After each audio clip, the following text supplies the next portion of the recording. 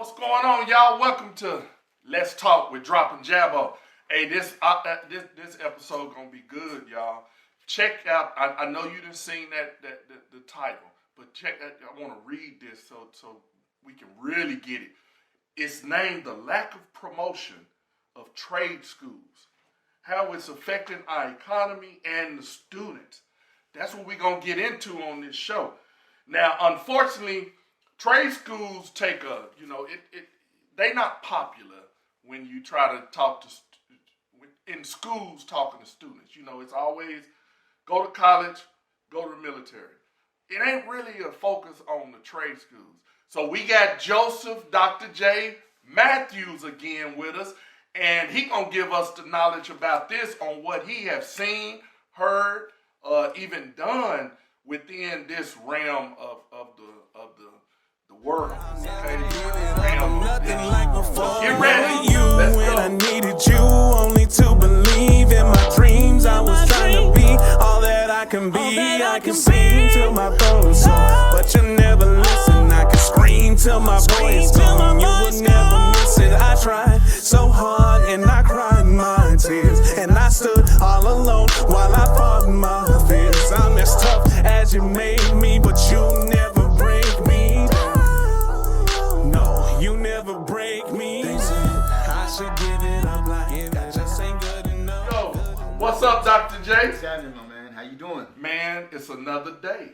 What's up, Jad? What's going on, Ed? Hey, we want to thank you again, man, absolutely. for coming out and giving us Absolutely, a. absolutely, And brother. one thing I think that people, should know is that we are here with the unicorn.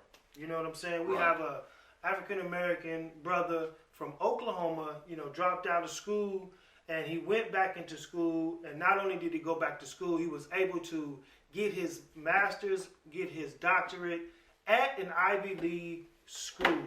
So from dropout to Ivy League graduate, and someone who gives us a down to earth perspective on the differences, the pros and the cons of going through university, as well as you may not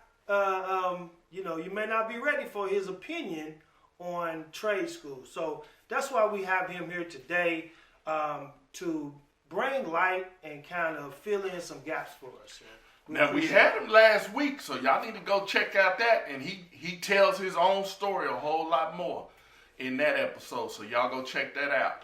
But this time, we want to talk about the lack of promotion of trade schools and how it's affecting our economy and the students. What you think on that? Yeah, so I'll just go right in, man. So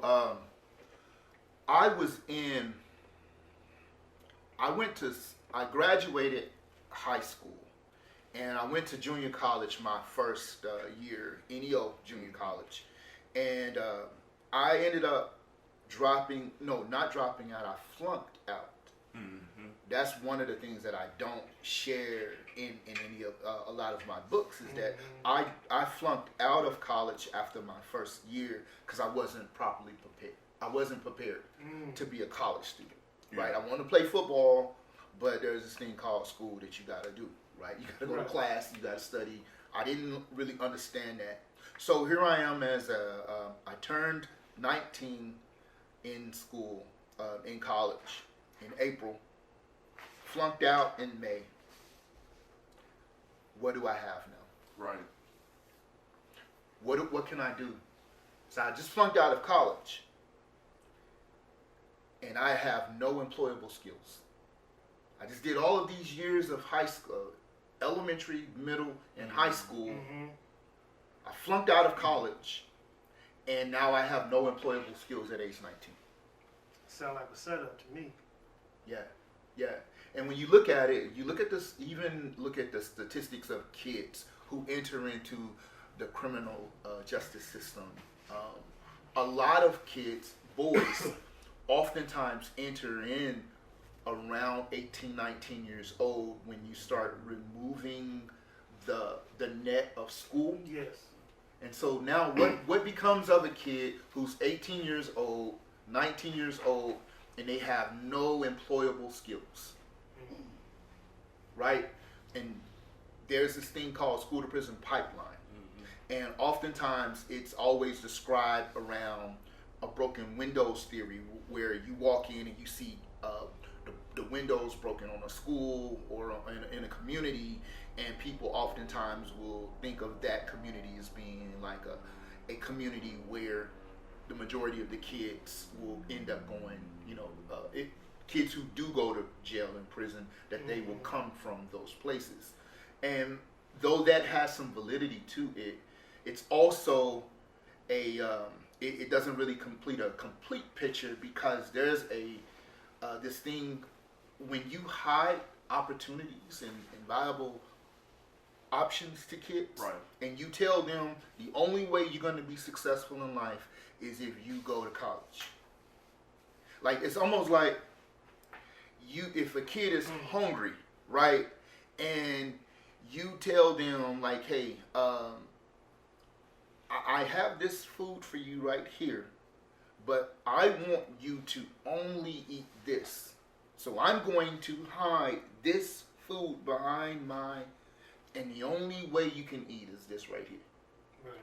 And so you have a lot of kids walking around who don't even know that the trades are even an opportunity or an option for them. Right. And they think that the only thing that they're going to be able to do is go to school. And what if they're an average student? Yeah. What if they're a good student, but they just don't really want to go to college? What if they're tired of school like that?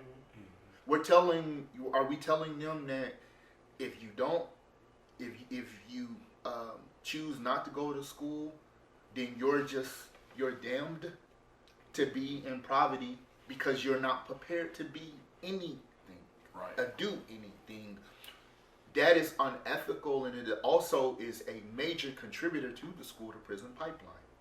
That is also when girls start getting at a very high number, when they start getting pregnant, is around 18, 19 years old. Mm-hmm. If you don't have anything to do, you have no career, you have no training, what do you do with yourself?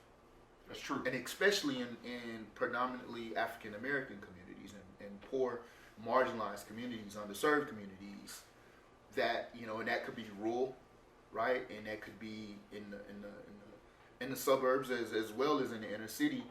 That's a common occurrence. Right. Gotcha. Now, is there any way you can correlate that to how it affects our economy? Mm-hmm. Yeah. So when you think about the economy, I'll use this as an example. My brother has a pool business. Okay. Right, and they build pools. I'm gonna plug them, Bell and Bell Pools. Good deal. Yeah, definitely. And his electrician makes really, really good money. He has an electrician that's a part of his pool company. Yeah, that comes in, and they make really, really good money. Okay. Using their hands, right? In the mine, their hands in the mine. And I remember just thinking about how many kids are looking for opportunities of walking around really good with their hands. And they don't even know that these careers out here exist. Right, so when we're talking about how it impacts our economy, is that you have a lot of kids who are not filling these jobs. So there's a need for jobs. There's a huge need for plumbers who make great money, and there's not enough plumbers. Let your plumbing go out. Man, you're gonna wait.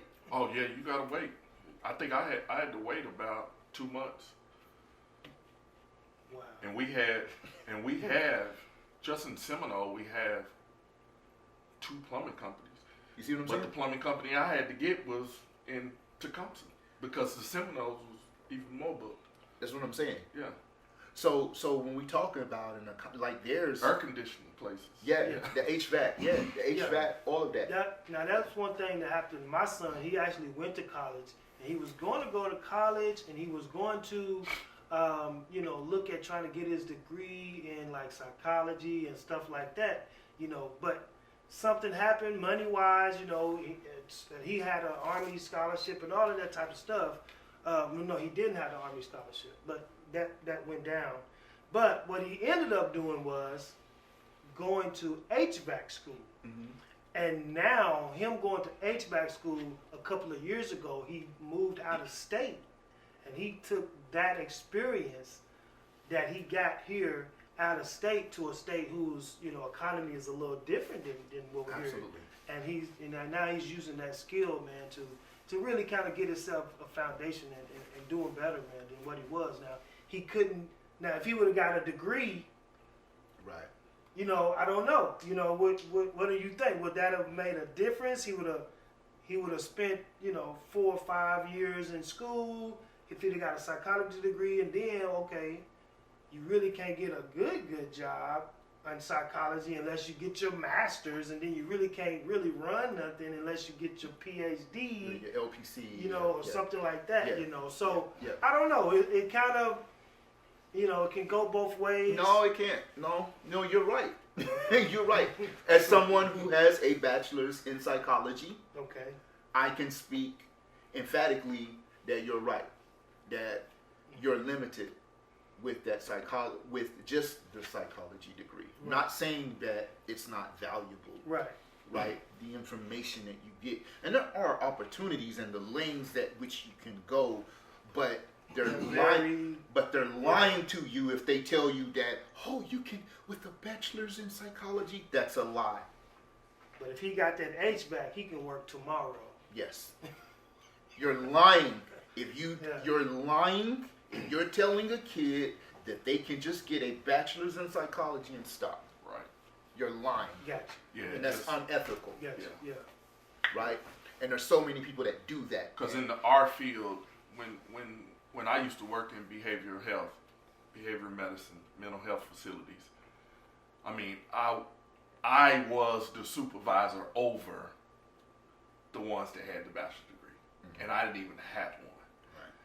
because it wasn't about your degree. It was about who worked with the kids best. Yeah. If you were better with kids, which I was better at working with kids. Right. Yeah. And so I immediately, and I had been doing it for a long time. Mm-hmm. So you take this one person who's coming in, they've been working with kids for 2 years. Right. Well, I've been working with kids for 20. Right. So right. bam, boom, I'm going to make this money while you making this money, which is sad. It's sad, but it's the truth. Yeah. Yeah. Just like in the school system. I was a technology director. Well, I made money. Right. Compared to the teacher. Mm-hmm. You know what I'm saying? Mm-hmm. And at that time, all I had was an associate's degree in technology. But because I knew the technology world, and I could argue for my payment because you only have one technology director. Yeah. You have one. And I will say this, man. Like, one of the things that for me personally, I do believe that experience matters. Right. Right. And I think that sometimes we award opportunities to people. Right. Over award opportunities to people based on just their educational attainment. Right. And what if you have educational attainment but you lack experience? True. Compared to someone who has the experience, who's done the work, but they just don't have the piece of paper yet. Right. Right. So I personally am a experienced person, first and foremost. And I think when you talk about the working in the trades, that's what it's all about. Yeah, You've been doing that's that really work. Yeah, that's what it's all about. It's you not learn theoretical. how to actually do that work. Yeah, there's no theory. Bro, no. You go in and you know how to do the work. Yes. You've been doing it, right? And They put you to work as a plumber. You're not just reading the book about how to be a plumber. You actually are learning which wrench you got to take, which, when to know that you need to go and bust into the wall now. Right. They really are getting in the nitty Hands on. gritty of it. It's hands on. And I mean, I agree with that. You know, if that's a route that a kid can take because they don't want to go to college, take that route. I'm just against kids doing nothing. Yeah, you got to do something. You got to do something. Other than that, you're gonna have babies. You're going to ruin your body because you're gonna end up putting stuff in your body that you probably should not be doing. I did it. I was the typical get big dude and just sat around, you know. But I always worked, but I didn't, at that time, I didn't have a goal of where I wanted to go. You know what I'm saying? I didn't really get a goal until later after that. Right. Then I said, you know what? I want to do this. And the truth is that all kids want to do something. Right. Especially when they're younger. It isn't until it's beat out of them, right? We beat passions out of them. We beat hobbies out of them. Yeah. Right? Right. By telling them, by telling them that it's not legit, but also by omittance, by not even including it. Yeah. And so now you're not even seeing what you're gifted at or passionate about even playing out. And so now you're being like, you love working with your hands and building stuff and doing all of this stuff especially as a boy. That's what we do. And then you go into class and everything is structured around, you know, it's the math and the science and the English and you're Right. doing that work and you're being forced to sit down all the time and Right. you're having to be quiet and you're singing the songs and you know, the crisscross applesauce, right? Clean up, everybody, everywhere. Right. And so you're singing all of that. You're doing all that. And you and all of the dirty hand stuff that you were doing, and that's just slowly you're being removed from that. And so now you look up and it doesn't even compute as a possibility for the future. Right. And so it's been beat out of us. It's also been brainwashed out of us. Now, one of the things that Dr. Amos Wilson would say is that we need to not just send our kids to school and without giving them a reason why they're going to school. You know, for example, you know, give them a reason why they're going to school, as to say that, okay, you're going to go do that math, you're going to go do that English, you're going to go get that degree so you can take that information and bring it back to your community and use that information to build up your community. So we just send kids out there, you know. And so with that being said, though, do you have a theory or an opinion on why trade schools are not promoted as much? Yeah, and I know he talks a little bit about that in the Blueprint for Black Power. Absolutely. Right. But one of the things that my theory, and even just not my theory, but when you look at history and you see how at one particular point in time, and this is one of the main reasons that they've chosen to not use it. So there's this pendulum, right? And at one particular point in time, that's all it was promoted. It was promoted that black people are not intelligent enough, so you're gonna go to trade school. Yeah. That's what you're gonna do after, right? And so that, you know, as time has shifted and we've, you know, said that was racist or that was culturally insensitive and that word, and so then you look at the Clinton years and black people are free now. We can go to college, right? And so we're going to school, we're getting educated. Right. I have a bachelor's, I have a master's degree, right? We're turning into, you know, getting, you know, sticking the shoulders out, feeling educated, start talking The with illusion of inclusion. yeah, start talking with English accents, You know what I mean? Drinking. Holding your pee. Yeah, drinking the tea. You know what I mean? Yeah. And so all of a sudden, you know, that stuff, that's what other people do. Right? And so we assimilated into this other, and those who assimilated, whose culture we're assimilating into, which this is an elitist culture. Right. And they're like, yeah, come over here.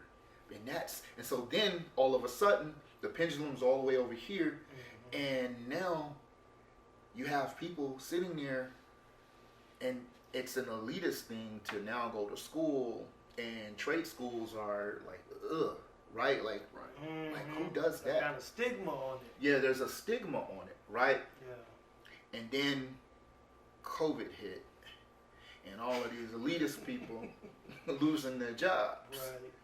And the blue collar Is people essential got workers. to work. essential workers, right? Yep. And building the country, Yep. building the infrastructure of the country, right? I'm a blue collar kid. Long before I went to college, I was still working out. Man, I worked at UPS, load and unload. I worked for Dana truck companies, lifting 100-pound clutches. So when I dropped out of school, when I flunked out of school after freshman year I was out for 3 years. So what I did, I worked 12 different jobs in a 3-year span. Yeah.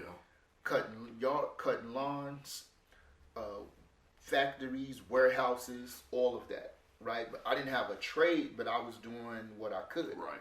You know, and it really helped me to see like there's such a need for, because I'm that kid.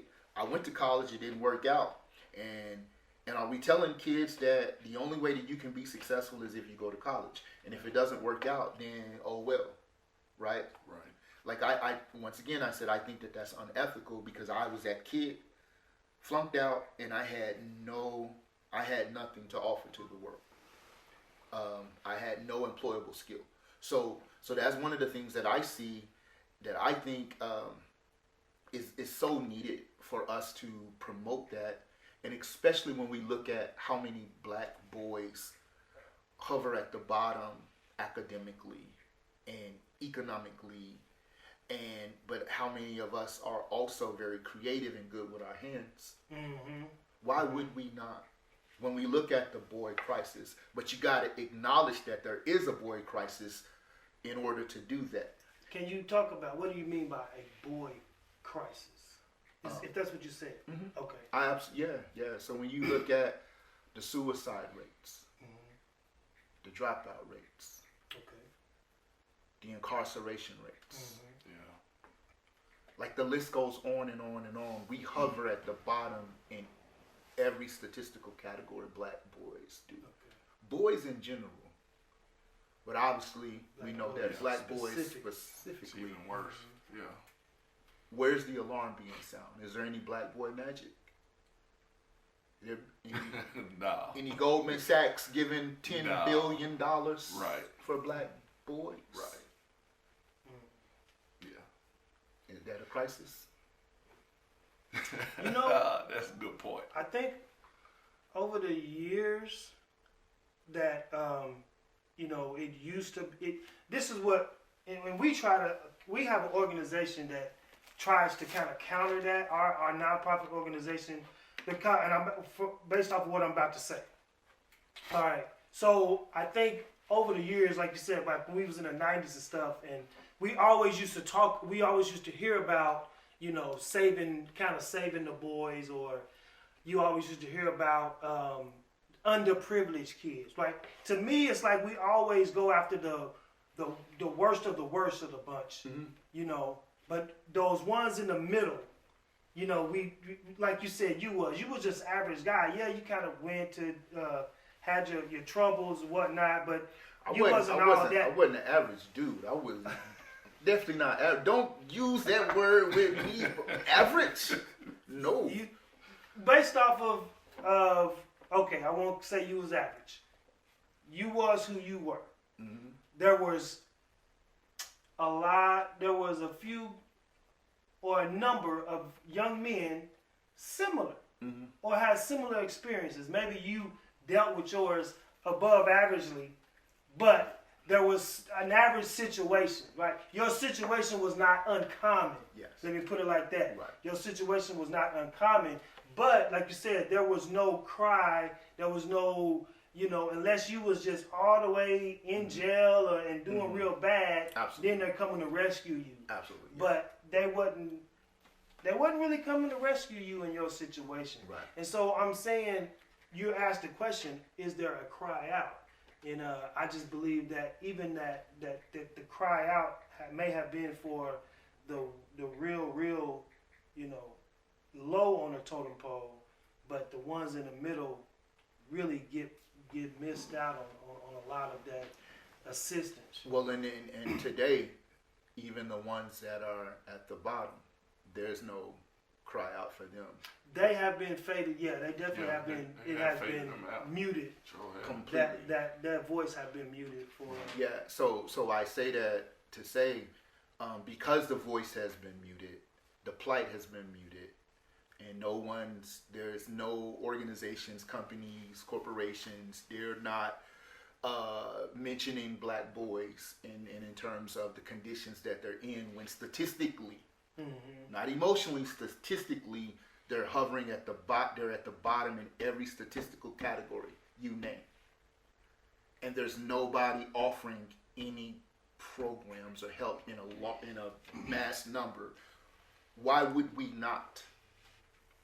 And college is not really speaking to them. And the truth is that if they're not graduating in high numbers, right? Right. Then why you're telling me I struggled in high school or elementary and middle school? Now you want me to take on 4 more years, and I'm gonna be broke for 4 more years. And I've been broke all my life. Now I'm gonna be broke another 4 years. Right. And after that 4 years, with my psychology degree, I'm gonna be broke another 4 more years to try to get my LPC and do all of the hours that I need to get for free. So I'm supposed to be broke all this time? No. But when I could go get me a certification, right? I can go get my haircut. I can go get my clippers license, my haircut license, right? I can go get my trades. I can get my, my CDL license, right? Like there's so many different licenses that you can get and that you can go and you can make money with. Absolutely. And that's where a lot of black boys, I think, could be offered an opportunity where they could go be free. They could start their own businesses. That was the foundation when we look at black America and black communities in America. A lot of that's what it was grounded on. So when you ask, about like my theory, I believe that there is a fear of us beginning to look at that as this alternative to college, because what happened the first time we did that? Yeah. What did we build? Yeah. We built something called Black Wall Street. Yeah, Right. we did. Right. Yes, we did. Yeah. And historically, that as you mentioned that, because historically, after emancipation, we would say, after emancipation, majority of the carpenters, plumbers, everyone who had a skilled trade were who? It was the African American community, right? And so the dominant community had to depend on the African American community in order to get anything done. You know what I'm saying? And over the years, though, when they started kind of creating unions and stuff like that, they were able to, start blocking out the African Americans from these different trades because they didn't want to have to depend on them so much. But I know you got something to say, though. Go ahead. Yeah, because when you look at colleges, our black colleges were agricultural. Yeah, they were. That's what I was going to They're say. A&M. Yeah. A&M, Yeah. A&G, yeah. A lot of them were. A&G. And so you have a lot of corporations who saw that and they co-opted that. Mm-hmm. Right, and so now you have a lot of colleges who they have identity crisis. They don't know who they originally are, so they're up in there drinking. Right. well, I am an educated. You come in, you're in an agricultural school, but you have an identity crisis, right? And so you think you're a part of an elitist group, but you're really a part of a group that's alienating people. Yes. You're not elitist. You're an alienator of the common black man, the common black woman, who just want to work and do something for the community, but you'd rather open it and only open it to someone who wants to go and live amongst the elite and drink tea with the pinky out. Man. Well, let me give I love that. Let me give a shout out to the HBCUs and those A&M colleges, those 1890. There is a scholarship that I've been trying to promote. Staying true to it, yes. But it's starting to become a little more popular. Absolutely. You know what I'm saying? Yeah. To get back into agriculture, because agriculture encompasses so many different divisions of work to be done, of different industries, you know, within ag that are becoming, being able to get promoted at this time. So, one of the things that I want to definitely, you talked about my Ivy League background, but I also am a HBCU alum, right? Worked in goat research at Langston University. Oh, okay. And so I'm sitting there. I didn't know that. You didn't know I went to Langston? I knew you went to Langston, but I know you was in the goat research. Did you? Man, I was in goat research. Okay, man. I didn't know that. Chasing all right, goats. All right. Man. Good. So, out there in the hot. But I'm cool with that. Like, I'm a blue collar person, right? The only thing about the goat research that I didn't like was I got off work at 4:30 and the cafeteria would close at 5:30. So I had to rush to the cafeteria to eat, and I'm smelling like goat and goat poop when I walk into the cafeteria. You know what I mean? Ooh. Right. And Man. so all the girls in the summertime was like, "You cute, but you stink." Yeah. You know what I mean? We ain't even gonna go there. We're not even gonna go there. That's for another podcast. Hey, that's the end of the show, y'all. Hey, we hope that y'all got everything out of this. You make sure you go and check the other podcasts out. You make sure you check this show, okay? Make sure you go get the book, The Things I Wish My Teacher Knew About Me. And there's 4 other books too.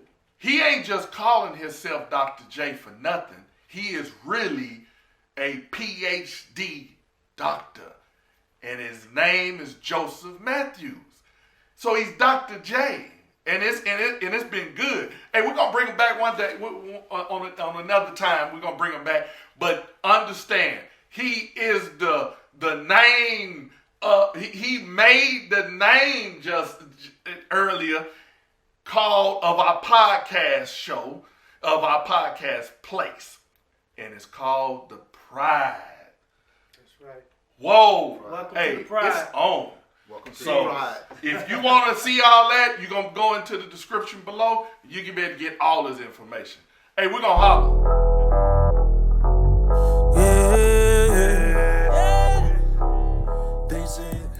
That is it for this episode.